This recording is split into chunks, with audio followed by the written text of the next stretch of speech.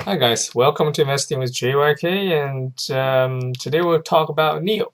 Yeah, it's been a while. I've been away, and I bet not many people would miss me. So don't worry. Ha ha ha. Anyway, I've been shorting NIO for a while. This is such a bullshit company, and today I'll talk about how much bullshit there is.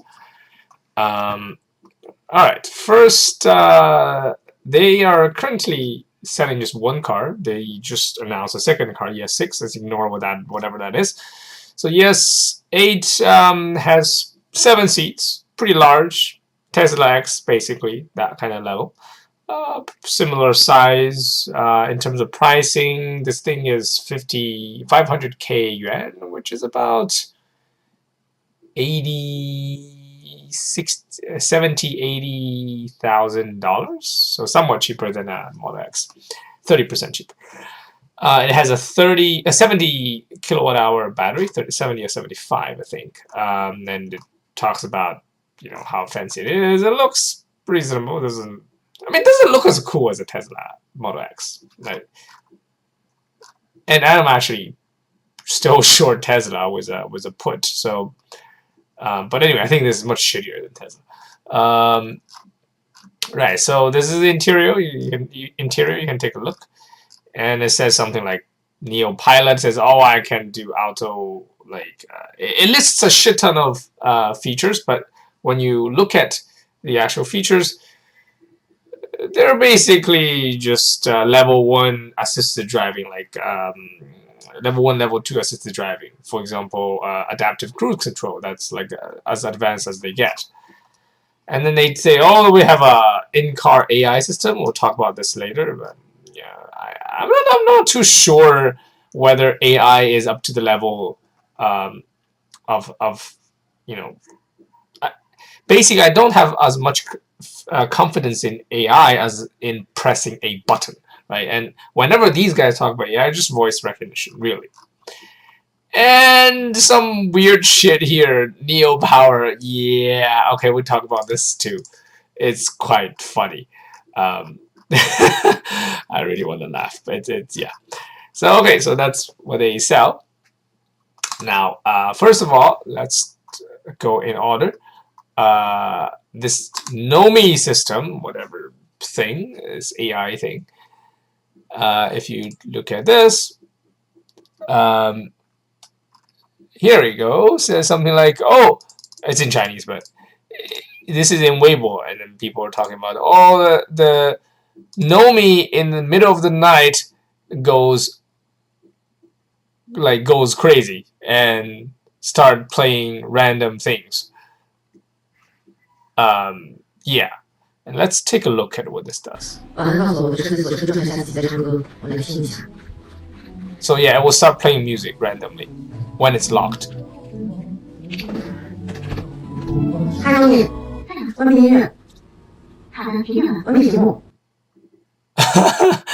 Right. So yeah, and then here, this guy Lei Jing is a CEO of Xiaomi, and then he's says something about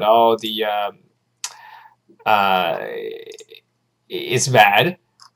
He tried to experience Nomi, and it wasn't smooth. Right. So Nomi is basically just a gimmick. It's all right, but next thing, right? NIO Power. So here's a really funny part. For any EV, the thing you worry about is range, which makes sense. I drive an EV since I crashed my 911. I crashed my 911 in Colorado. So now I only have 2 cars. One is a Nissan Leaf, and the other one is a Jetta. I'm going back to China next year, so I'm not gonna get a new car for at least like 2 years. But when I drive a Leaf, I always worry about the range. And this thing, even though it has quite a bit more battery, so this thing has 75 by 30, so 2.5 times the battery capacity as my Leaf. You still have to worry about range because charging is just not as easy. right? So what they're saying here is that you have 3 ways of getting your batteries charged. One is you plug in, right? So there are fast chargers in China along highways. I mean, it's government is pushing it. So yes, you can do that. You can do it at about 50 kilowatt hours. So a kilowatt per hour. I'm going crazy. I meant 50 kilowatt. And then you plugged in. It takes about an hour and a half. Best case scenario, but actually will slow down later. But so it maybe take like 2 hours to charge to full from 0. But you never go from 0. You probably go at like 15 or 20%. You kind of get the range anxiety and you start charging. Anyway, that will take you 2 hours or 1.5 if you start charging at 25. And the other way, they're like, oh, we have this great idea. What if we send a car to drive along you and charge you with a cable? I'm like, what the fuck? I'm not kidding. I'm not kidding. So, let's see. Right, NIO power. So the first thing is a battery swap in 3 minutes. Okay, we will get to that later. Power is always 3 kilowatt hours, kilometers away, or whatever. So okay, so you have the power supply, so you can charge, right? That's normal, and that's pretty useless. Here it says you can press a button to get your car charged, and they will drive a van to you to get it charged, and they put things like, oh, IoT technology. Oh my god, Internet of Things. Ooh, Jesus. Oh my god. And the third one. Okay, so let me just find an example. Sorry. So they went. Oh yeah, it's here. So they actually went to Xinjiang, which is like the most, not the most, the second most remote area of China, where nobody kind of live, and they're like, anywhere a car with petrol can go, we can go. That's what it says, right? And then when they send it out on, like, they publicize it on Weibo, and everybody started mocking them. The reason is, you can see there's a freaking petrol car carrying a battery next to it. The blue thing is oh god. So yeah, so, and an even funnier thing is that they have they used a truck, a flatbed truck, to carry their battery charging car so that it can charge the ES8. I mean, like, it's just mind-blowing. Like, what the fuck are you thinking? Oh god, it's hilarious. Look at this. Look at this. Oh my god. Yeah. So yeah, so that is their new tech. They have a truck, flatbed truck, carrying a basically a enlarged mobile battery bank, a portable battery bank that's a car size, and then take that around and charge your car. Yeah. Yeah.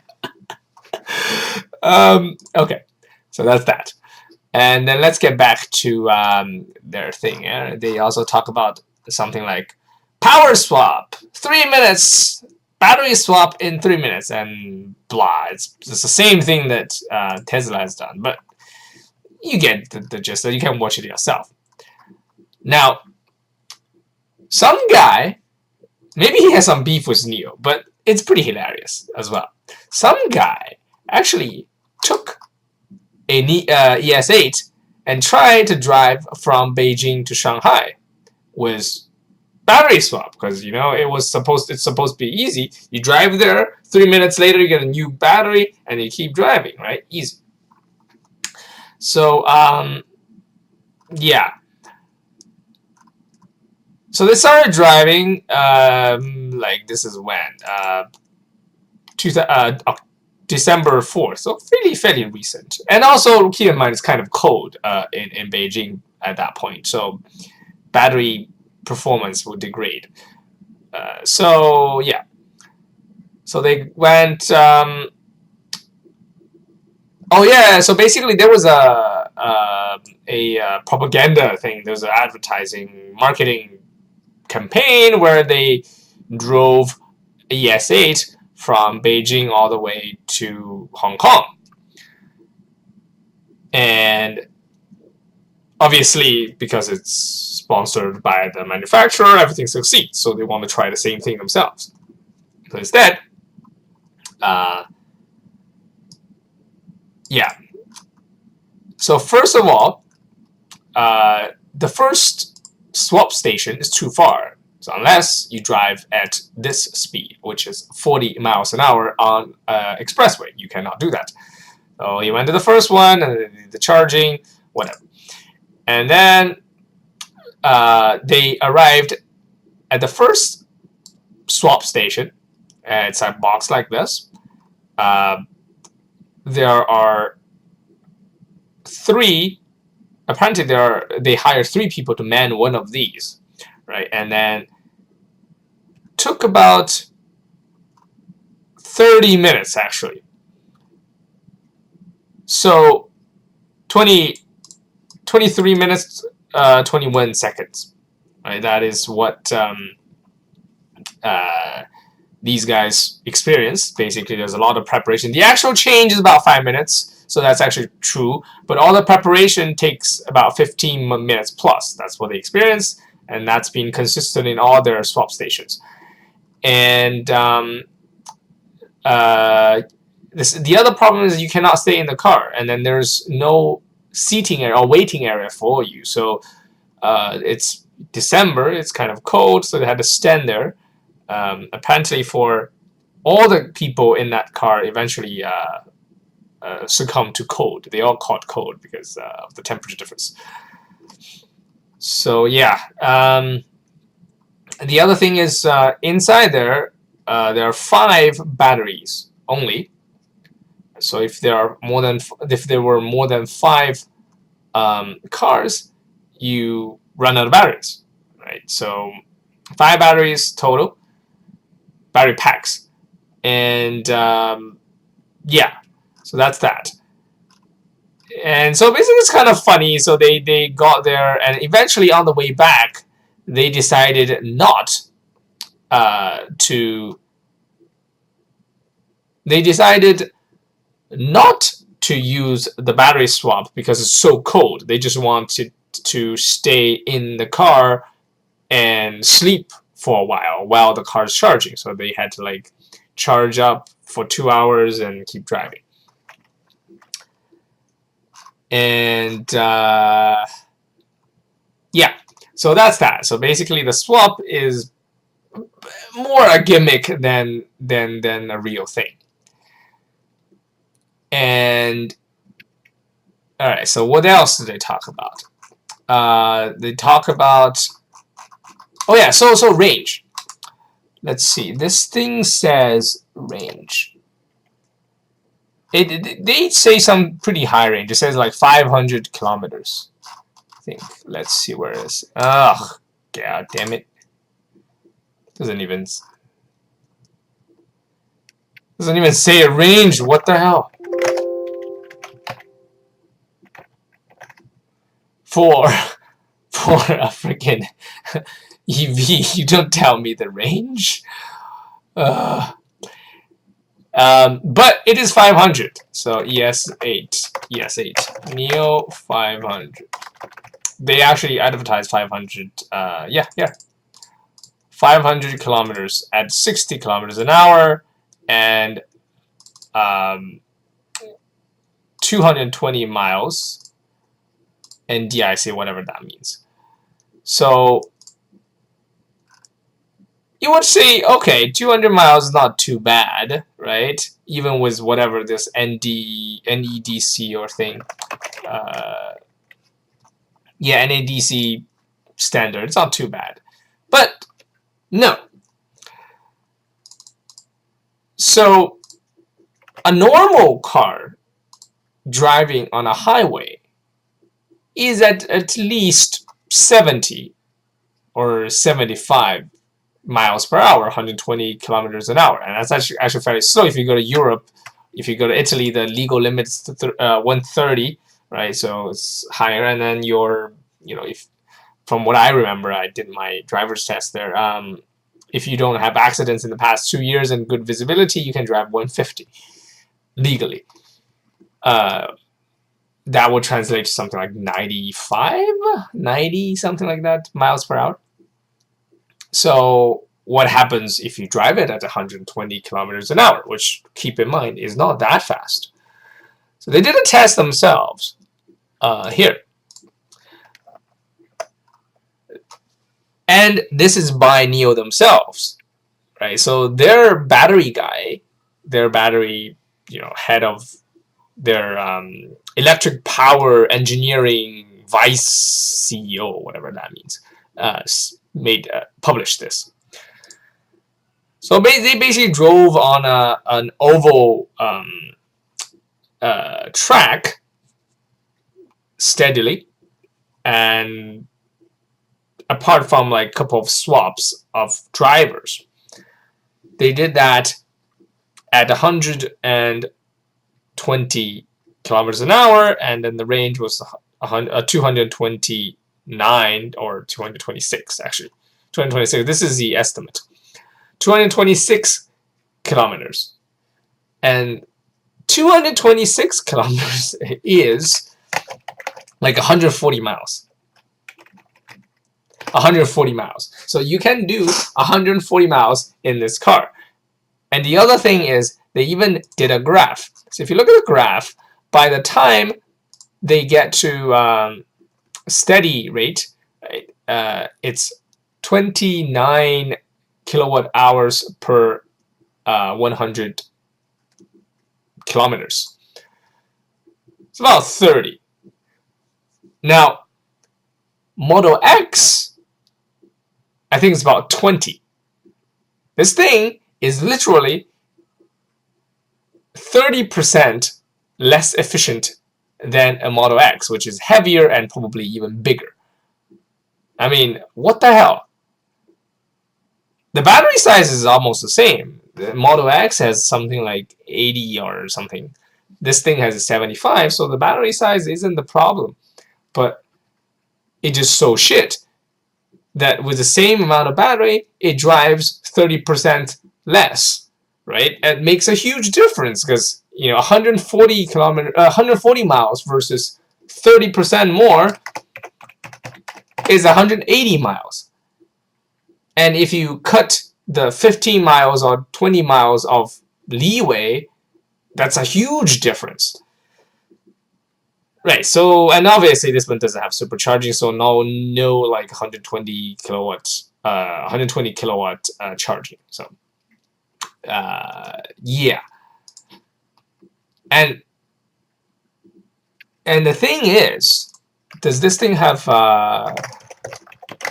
even have, okay, so this thing, they did it when it was somewhat hot, so 36 degrees Celsius, about 100 Fahrenheit, and the air conditioning turned the car to 24, so something like 75 or something. I don't know the translation too well, but 24 is fairly comfortable. 75 is 70 or 75 is fairly comfortable too. So that's what I kind of have in my mind. Now, imagine if this is winter, right? Because cooling is actually quite a bit more efficient than heating. And especially if you don't use a heat pump, like the reverse heat pump. and also battery battery performance degrade under cold temperature. So you have that problem. So what happened was,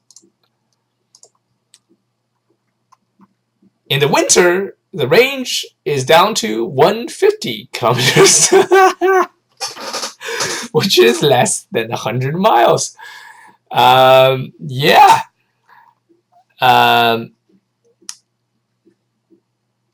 So when it's really cold, it spends 45 kilowatt hours per 100 kilometers, and that's again, I think that's 50% more than they were spending in the summer.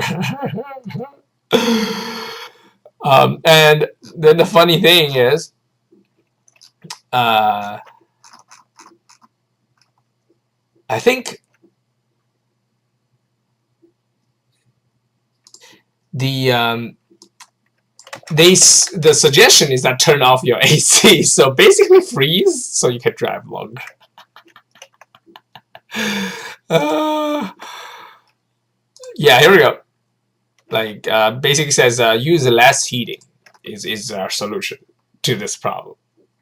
I mean, like, no, I'd rather not freeze. I mean, what? Yeah. So that's another problem, and then the third problem, and maybe it's the fourth. I'm losing track of this. But then another thing they have is, oh yeah, here we go. It says please shut down your AC in here. And another problem is their software is pretty fucked up. So when you're driving, sometimes the car's software system will shut down. So here we go. So this guy is some CEO or some sort. He bought an ES8 because it's like a early adapter. It's got money and everything. So while he's driving, okay, let's make it bigger. Which is just ridiculous shit. Says, holy shit, my NIO, this is like went down. The car is still drivable, but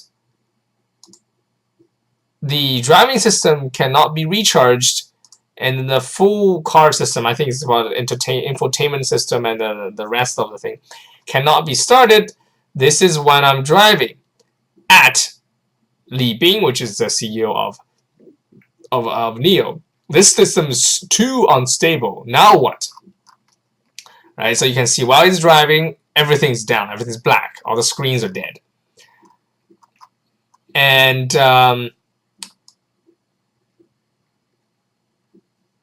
there's some other things you can read. So this thing is probably useful. I'll probably post in the comments. Sorry, in the details.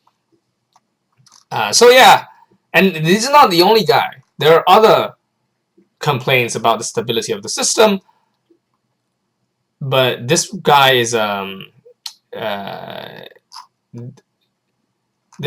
some important guy. He has a V next to his name. Basically, some verified user.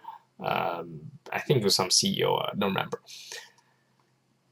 But then, like, after restart, oh yeah, here we go. Here it says, when I restarted, I can still not recharge. And then somebody replied to him saying that, restart it. Tesla has the same problem. Exclusive to smart car systems. This is taking the piss out of Tesla. But, when you restart a Tesla, it actually returns back to life, usually. And you can always charge it. So this thing cannot be recharged either. There were other funny stories about NIO, and the car is just crap in quality. Right. So that's something, and then there's another thing that I want to talk about. Uh, Forgot what. Oh yeah, here we go. So they have written a promotional piece saying like how fancy their cars are. Here we go. Says so they said, oh, we all the battery packs went through 81 challenges in order to make to our customers' hands. Now that sounds nice, but let's look deeper into what they say. It says we spend more than a year, and more than 10 million yuan, which is only $1.6 million, in verifying our batteries and shit. How do I translate this? Essentially, very strict testing, right? And I'm like, the what? What? You spend more than $1.5 million and you're bragging about it? What? Uh, and I don't know how good this is. It says you can burn it for 130 seconds, doesn't have a problem, sounds okay. It says if you drop it for a meter, I don't know how good these things are. It says you soak it, it's fine or whatever, and you have like freeze and hot and things. But the funny thing is, look, 20. This is they're bragging about it. Keep in mind they're bragging about this. It says 10 years, 300,000 kilometers, and less than 20% degradation. Now, a Tesla